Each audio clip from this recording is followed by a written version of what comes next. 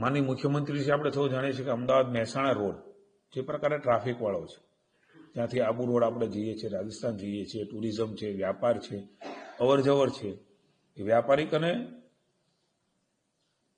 સામાજિક અને વ્યવસાયિક એ પ્રકારના રોડને અડચણો ખૂબ આવતી હતી. ત્યારે 51.60 કિલોમીટર અડાલજથી પાલાવાસણા સર્કલ મહેસાણા 2630 કરોડ રૂપિયાના ખર્ચે 8 માર્ગી બનાવવા માટેની માનનીય મુખ્યમંત્રીશ્રીએ મંજૂરી આપી છે. એમની પણ વિશદ ચર્ચાઓ થઈ કે એમના કારણે ટ્રાફિકનું ભારણ એ પણ ઘટશે. 4 માર્ગી રસ્તાને 8 માર્ગી બનાવવાના કારણે રસ્તાની બાજુમાં 7 મીટર પહોળો સર્વિસ રોડ પણ બનાવવામાં આવશે. એમાં વિશેષ 8 જેટલા ફ્લાયઓવર, મુખ્યત્વે શેરથા ખાતે 2, રાજપુર, ભાસરિયા, જબુદણ, મેવડ ખાતે મળીને કુલ 6 નવા ફ્લાયઓવર, જ્યારે કલોલ, છત્રાલ ખાતે વધારાના 4 માર્ગી ફ્લાયઓવર જેનો સમાવેશ થાય છે. આ ઉપરાંત 8 સ્થળો ઉપર અંડરપાસ. આપ સમજી શકો છો કે ટ્રાફિકની સમસ્યાઓનું નિવારણ કરવા માટે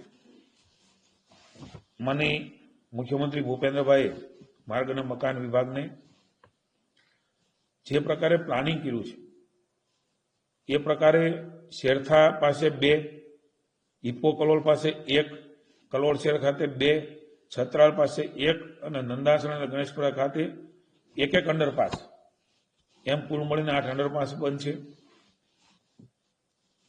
આરઓબી હયાત કલોલ જે છે, આરઓબીની બાજુમાં નવો વધારાનો 4 માર્ગી આરઓબી એ પણ ત્યાં બનવા જઈ રહ્યો છે.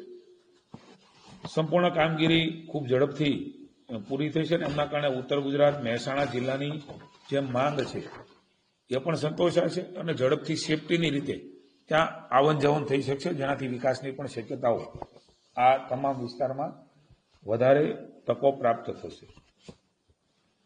પ્રધાનમંત્રી ગ્રામ સડક યોજના વિશે પણ ચર્ચાઓ થઈ. માનનીય મુખ્યમંત્રીશ્રીએ ચર્ચાઓ દરમિયાન ચીફ સેક્રેટરીએ જે પ્રકારે રજૂઆત કરીને એમાં એમણે માર્ગદર્શન આપ્યું છે એ પ્રકારે